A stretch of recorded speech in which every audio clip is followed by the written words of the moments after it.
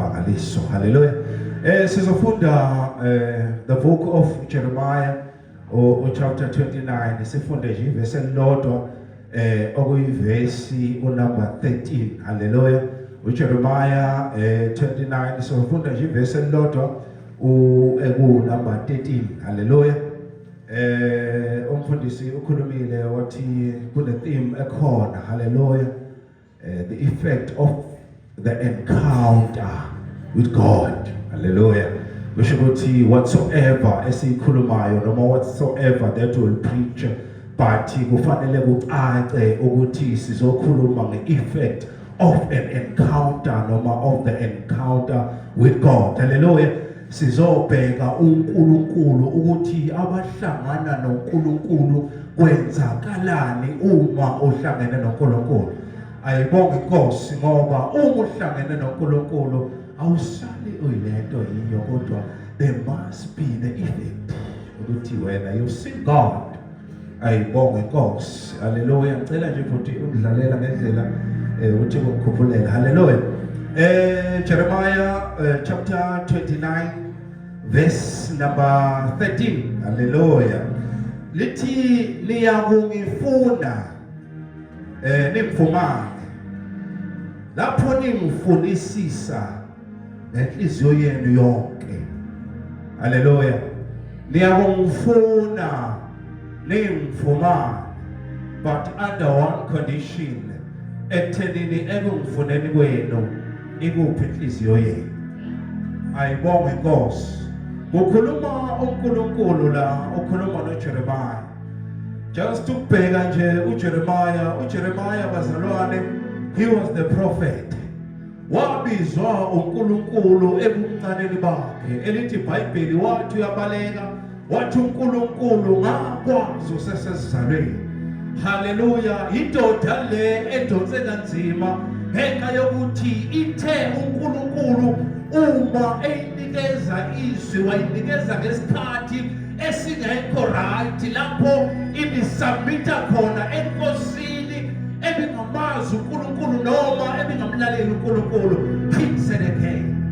Hallelujah. So uJeremiah endaweni eyiningi uzwakala ekhala njengoba sifunda noma njengoba sihlabelela sithi ngumlilo lento ivaleke emathanjeni. Amazwi kaJeremiah nawo kunzima. Hallelujah.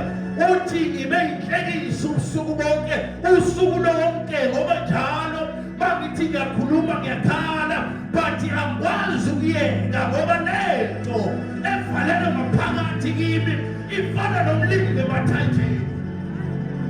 Ayibonge Nkosi. Hallelujah. Noma ngabe izwi likaNkulunkulu bayamokha, but mina I cannot mock the word of God because inside of me kunento evaleke. Ayibonge Nkosi. Hallelujah. Yiyo le ndoda bazalwane elithi iBhayibheli le ndoda ibike ifakwe ematilongweni. Hallelujah. Ibike ithi iprofeta phanjana nayo ngenxa yokuthi umuntu ebisubmita kuye engazali noNkulunkulu noma wayephambene noNkulunkulu. Hallelujah. But this is the very same man. Lithi iBhayibheli le ndoda yakeprofeta yabatshela ukuthi kuzofika inkosi uNebukadnezar izawuthunjwa. Hallelujah. Konke lokho akaze kuzwakala. But this is the only man. Mfisa ukusho ukuthi this is the only man who survived engakaze iye kuNebukadnezar. Hallelujah. Lethi iBhayibheli wayeshona eGibhithe uJeremiah. Hallelujah. So la abhala khona uthi niyakungifuna, you will search me, you will seek me. Hallelujah. Uthi niyakungifumana, but the tool ithuluzi lokuthi nimfumana say hold on, you shall find me, but when you search me wholeheartedly. Manje kufanele sichaze indaba yokusearch. Masithi siyafuna ukuthi kahle kahle what is to search? Masithi you are searching or something. Ucinga into. Hallelujah. Uma zehlukene izathu zokucinga something. Abanye bayacinga just because they want to know. Nabo bayacinga, but they want to know. Abanye bayacinga because they want to gather information. Nabo bayacinga. Hallelujah. But abanye bayacinga because they want to build that relationship. Hallelujah. Abanye bacinga ngoba befuna ukwakha ubudlelwane obuqhubeka. Nabo bayacinga. Hallelujah. Uma lingufuna. Uthi mhlawumbe ncilongo nangwenya yifuna inkosi ekusithekeni. Uma lingufuna. Ube wathi Jesu kwenye indawo, wathi uma ukhuleka, wathi ngene ekamereni lakho, wathi xa usungenile, wathi vala ngemuva. Hallelujah. Because ufuna uNkulunkulu kuyabiza ukuthi usuke kubantu. Then ufuna uNkulunkulu. Inkosi ayifuna phakathi kwabantu, inkosi ifuna ekusithekeni. Uma ngabe sewungenile, close the door. Bese ufuna uNkulunkulu obona ekusithekeni. Ayibonge Nkosi. Hallelujah. Lithi iBhayibheli uDaniel abazalwane. Hallelujah. Wafuna uNkulunkulu ngesikhathi, even ngesikhathi la kuphume khona umbiko. Ngokuthi siyamthandaza moyethu. Lithi iBhayibheli wayephumukela eJerusalema. Wayefika eJerusalema vule amawindi. Wayekhuphukela phezulu wayefika vule amawindi waphezulu eJerusalema. Hallelujah. Wayekhuphukela ekamereni eliphezulu wayefika vule amawindi awaphezulu eJerusalema therefore besiyathandaza. Funa uNkulunkulu. Lo Nkulunkulu othi akafunwe yilo simbiza ngo-omnipresent. The God that is present everywhere. Lo Nkulunkulu othi kuwe namhla mfune is the same God athi uDavide ngaye ngiyawusuka ebukhoneni bakho ngiyawubonekelaphi athi uma ngehla ngiyaphansi kwamanzi khona athi mangiya endaweni yabafile you are there athi mangikhuphuka ezulwini kunakuhleli khona. But this is the same God who says search for me.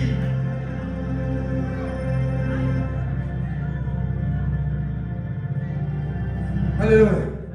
Uthi Isaiah ngalo Nkulunkulu mfunela senokuthola. Uthi mbize yini esiseduze.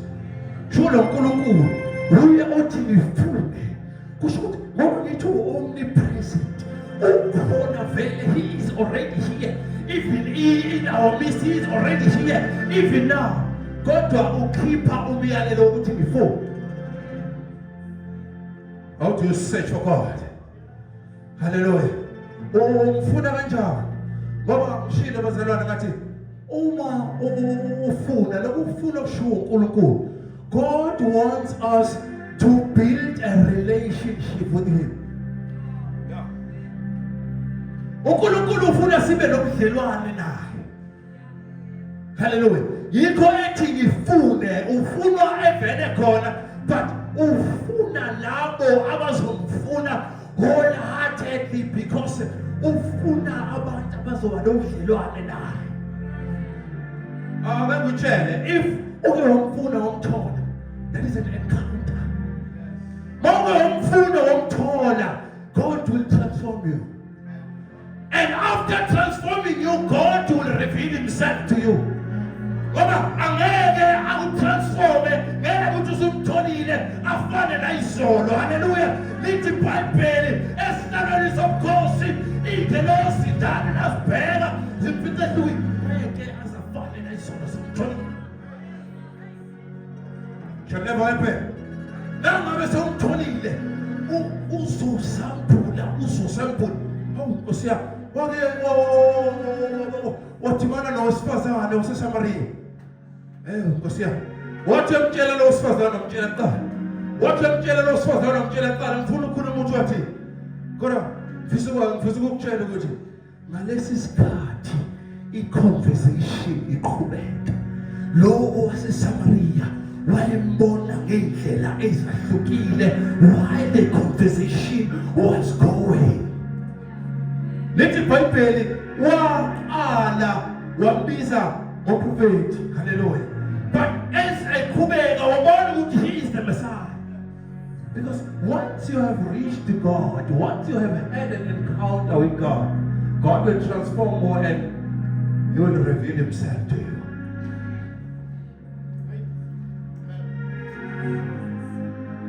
Hallelujah.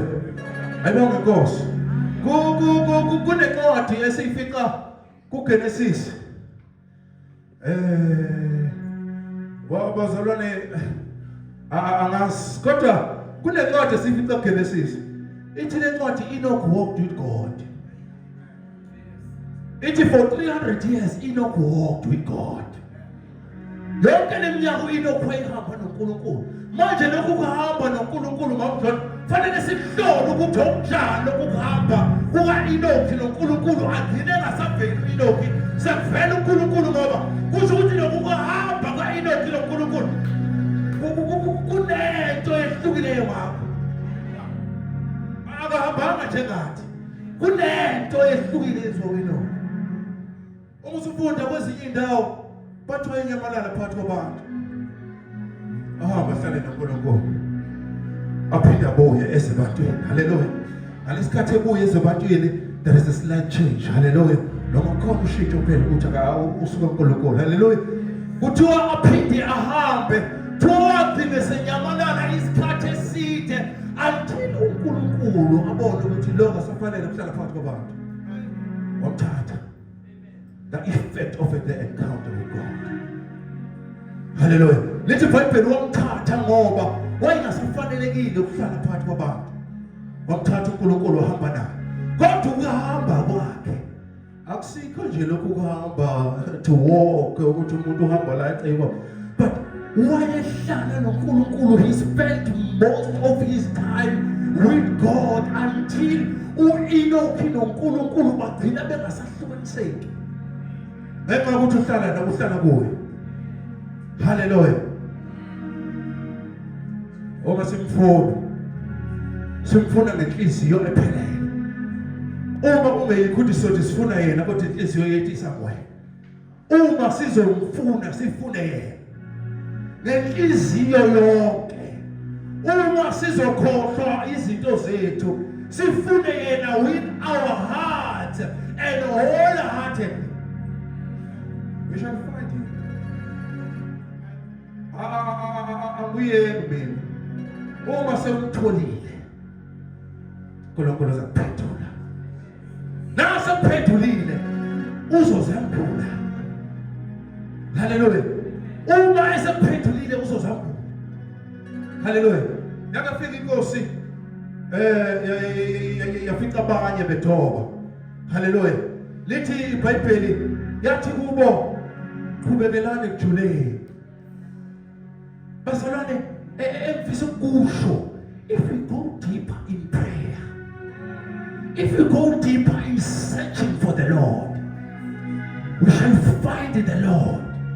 Uma siya sijula ekukhulekeni kungabe ukuthi sikhuleka ngoba siphambi kwabantu nangoba mhlawumbe sifuna kuzwakala ukuthi kugcine thina, kodwa uma sizoya kwicloset yethu sifike sikusho sihlele ehlalweni zomkhosi sithi yini inkosi efana nawe. We shall find the Lord. We shall find the Lord. Akengutshela ukuthi asikamtholi uNkulunkulu, but the problem is in searching. The problem of you not having an encounter with God is in searching. Waqala umfuna uNkulunkulu bafowethu usho yena lapha. Uthini yakungifumana? Kusho ukuthi lo uNkulunkulu ukhuluma ngayo khona. Kodwa there is a tool yokufumana uNkulunkulu. It is your yonke. Not some part of your heart, but yonke inhliziyo. Hallelujah. Lithi iBhayibheli kunendoda eyahamba igama layo uJakobe. Uma le ndoda izalwa nomfowabo. Hallelujah. Bangama twins and iza kamuva yona. Hallelujah. So siyasazi istory bazalwane ukuthi uJakobe waqabana nomfowabo Esau. Uma beqabana noEsau babanga ukuthi uEsau kwengxenye ubuye enampile, therefore uJakobe wathi ngithengisele ngefa noma ngobuzibuke bakho. Hallelujah. Babanga into yokuthi kwenye ingxenye unina wabo uyena wabakhathayo. Hallelujah. Owathatha lo uJakobe esekhaya lo eyozingela wamthatha wayemthathisa isibusiso. Hallelujah. Isitori bazalwane siyasazi. Lithi iBhayibheli lendoda kwafika isikhathi lapho le ndaba ngithema ngiyifunda ngiyakhumbuza indaba ethi uma uye altari yonikela uma nje usathi uyibeka imali yakho bese uyakhumbula ukuthi khona ongaswela na. Lithi iBhayibheli jika nje ungakayibeki leyo mali yakho ujike uyolungisana nobani nomfweni. Hallelujah. So uJakobe uma ehamba ebheke ku-Esawu eyodala uxolo noma eyodala ukubuyisana. Lithi iBhayibheli wafika endaweni lapho awenza khona yonke into. Wayehamba nomkakhe hamba nengane and together with his flock. But the Bible says wawenza everything. Wasetaye wasala waresla obambana noNkulunkulu. The effect of the encounter with God. Hallelujah. Wasala wabambana noNkulunkulu. Lithi iBhayibheli babambana kwaze kwacisha ukusa.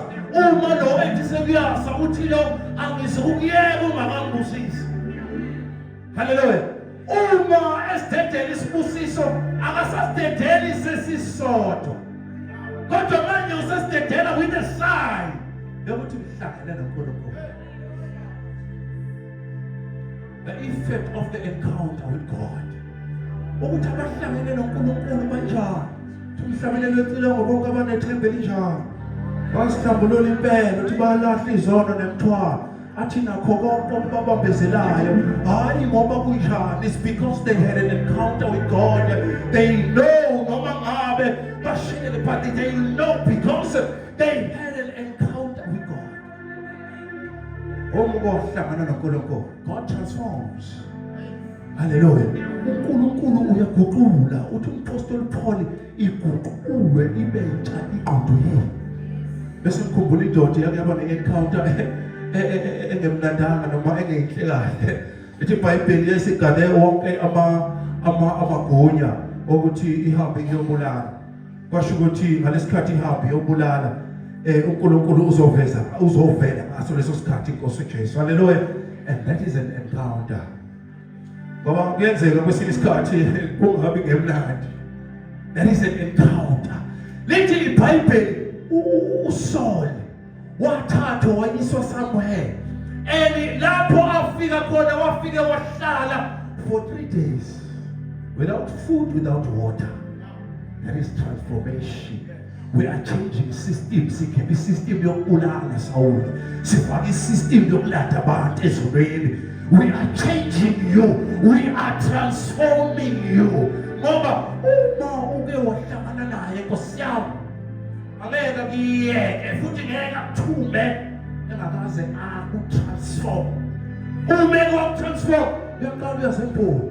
Namhlanje ngokunye kusasa ngokunye which is more than lokho abeyikho izolo.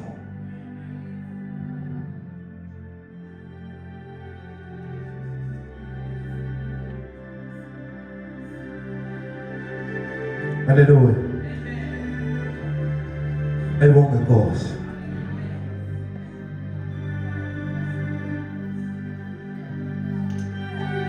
Hallelujah. Sizoqeda uzalwane. Go nendoda. Bazalwane ngifuna ukukhuluma nge-encounter. Ngoba i-encounter sometimes iyafika. Ikufike i-transformation iyafika. Ifike noma usuyekufeni. Kunendoda eBhayibhelini ogama layo uStefano. Lithi bathi sebemgungudela amazinyo bemshaya. Wabheka phezulu. Wathi ngibona amazulu avulekile. Lithi iBhayibheli bathi mabebheka ubuso bakhe babushayina semfana nobengilosi. Transformation. Hallelujah. Masidibana noNkulunkulu yasiguqule bezalwane. Ngoba nje wena uthunyiwe ungaguqulwanga. Kusho ukuthi khona inkinga ekhona.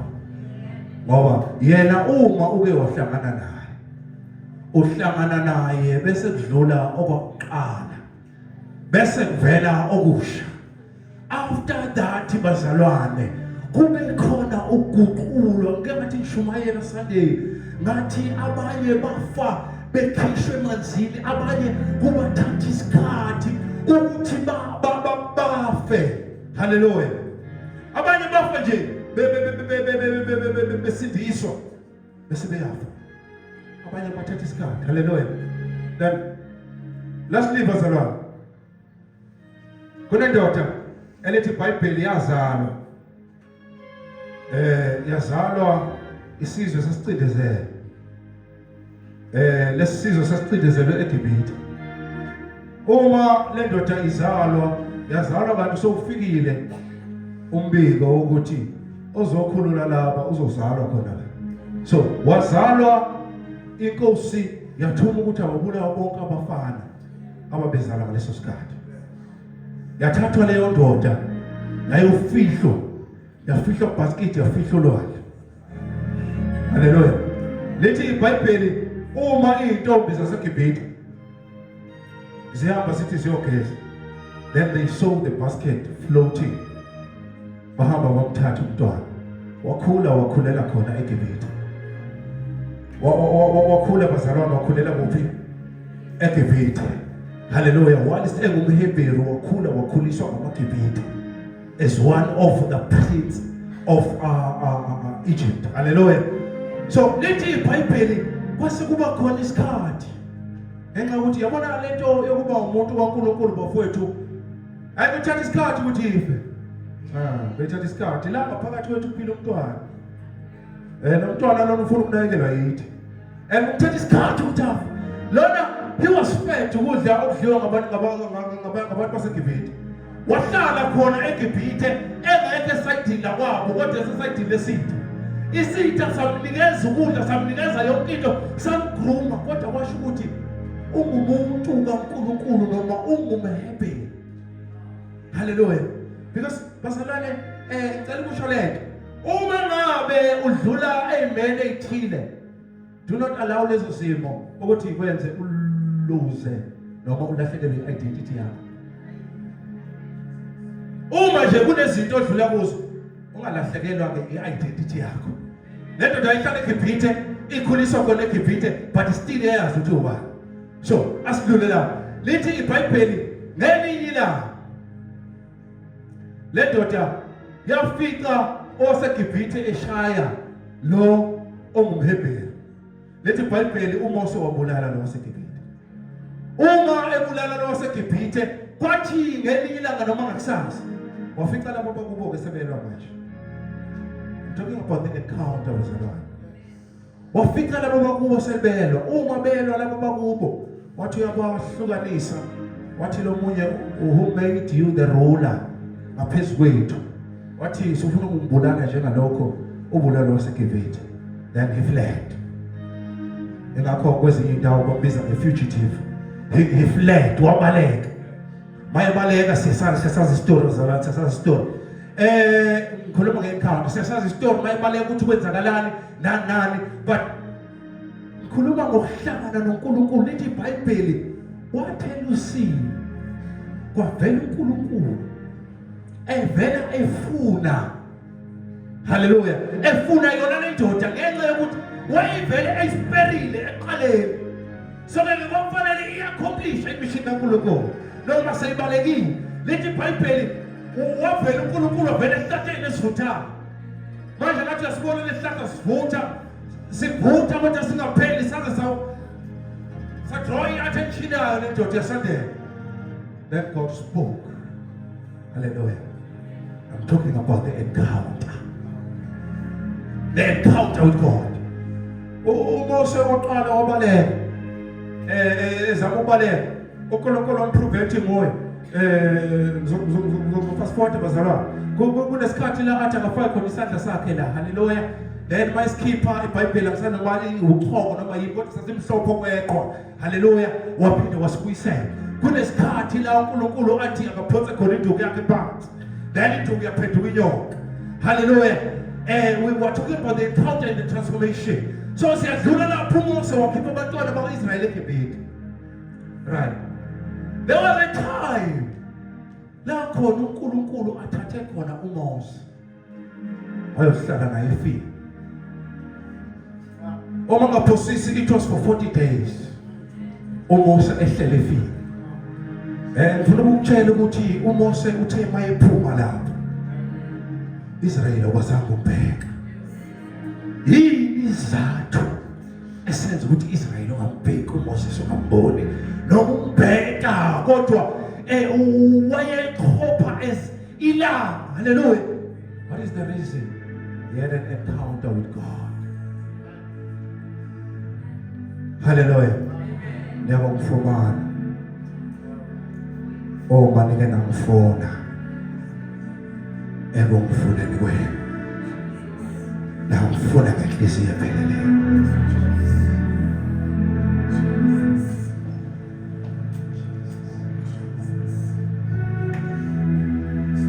Liyaphila izwi lakho Baba, liyadala, lidala izinto ezingekho zibe khona. UJehova Shama, uJehova Nisi, uJehova El Shaddai, uJehova Elohim. Unguye onguye, ungikhona, owayekhona, nozaba khona.